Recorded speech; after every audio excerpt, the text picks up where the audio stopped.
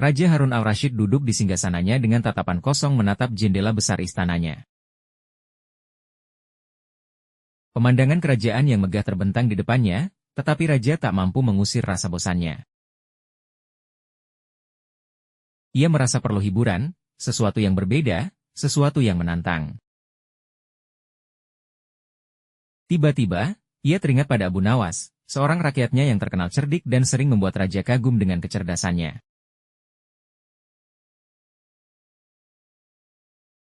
Panggil Abu Nawas ke sini, perintah raja kepada seorang pelayan. Orang pelayan mengetuk pintu rumah Abu Nawas, untuk meminta Abu Nawas datang ke istana atas perintah Raja Harun al-Rasyid. Dengan langkah santai dan penuh percaya diri, Abu Nawas pun mengikuti pelayan itu menuju istana. Sesampainya di sana, ia memberikan salam hormat kepada raja. Abu Nawas pun dengan rasa hormat bertanya kepada raja. Salam hormat, Baginda. Ada yang bisa saya bantu? Setelah mendapat penghormatan dari Abu Nawas, raja pun berkata, Abu Nawas, aku bosan hari ini. Jadi, aku ingin memberimu tugas istimewa kepadamu. Dengarkan baik-baik, aku ingin kau mengeringkan seluruh laut di kerajaanku. Kau hanya punya waktu 3 hari untuk menyelesaikannya. Jika kau gagal, hukumannya sangat berat. Para menteri dan pejabat yang hadir di aula istana mulai tersenyum sinis. Tugas itu jelas mustahil dilakukan, dan mereka penasaran bagaimana Abu Nawas akan merespons tantangan tersebut. Abu Nawas berdiri tenang, tidak ada tanda-tanda panik di wajahnya. Ia tersenyum dan berpikir sejenak. Kemudian Abu Nawas mengajukan satu permintaan kepada raja. Tentu, Baginda. Saya akan mengeringkan laut seperti perintah Anda. Namun, saya memiliki satu permintaan kecil sebelum saya memulai tugas ini. Raja mengangkat alis, merasa penasaran dengan permintaan Abu Nawas. Apa permintaanmu? Katakanlah. Wahai Abu Nawas, tanya raja. Dengan ekspresi penuh percaya diri, Abu Nawas pun menyampaikan permintaannya kepada raja. Baginda yang mulia, sebelum saya mengeringkan laut, saya memohon agar Baginda memerintahkan semua makhluk laut seperti ikan, udang, kepiting, kerang, dan lainnya untuk dikeluarkan dari laut terlebih dahulu. Jika mereka tetap berada di sana, mereka pasti akan mati kekeringan.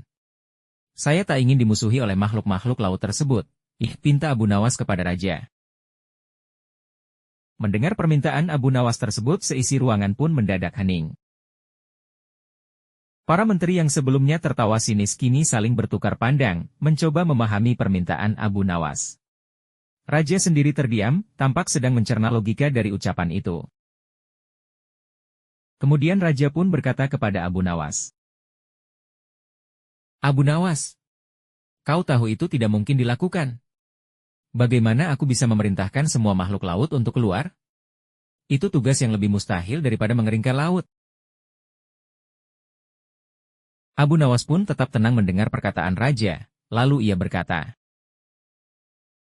Tepat sekali, Baginda. Jika mengeringkan laut adalah tanggung jawab saya, maka mengeluarkan makhluk-makhluk laut darinya adalah tanggung jawab Baginda. Saya hanya bisa memulai pekerjaan saya jika Baginda menyelesaikan tugas tersebut terlebih dahulu. Seketika, suasana ruangan berubah. Para menteri yang awalnya serius mulai tersenyum, lalu tertawa kecil. Raja, yang semula yakin akan menang dalam permainan ini, kini menyadari bahwa ia telah kalah dari kecerdasan Abu Nawas. Raja pun tertawa dengan keras seraya berkata, Abu Nawas, kau memang cerdik seperti biasa. Aku menyerah.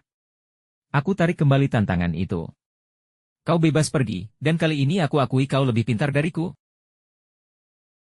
Abu Nawas pun membungkuk hormat dengan senyum lebar. Terima kasih, Baginda. Saya hanya berusaha menjalankan tugas saya dengan sebaik-baiknya, ujar Abu Nawas kepada raja. Setelah meninggalkan istana, Abu Nawas berjalan pulang dengan senyum puas. Ia tahu bahwa raja mungkin akan mencoba menantangnya lagi di masa depan, tetapi ia siap dengan kecerdasan dan kelihayannya. Sementara itu, Raja Harun al-Rashid merasa puas telah mendapatkan hiburan dan pelajaran dari pria yang luar biasa cerdik itu.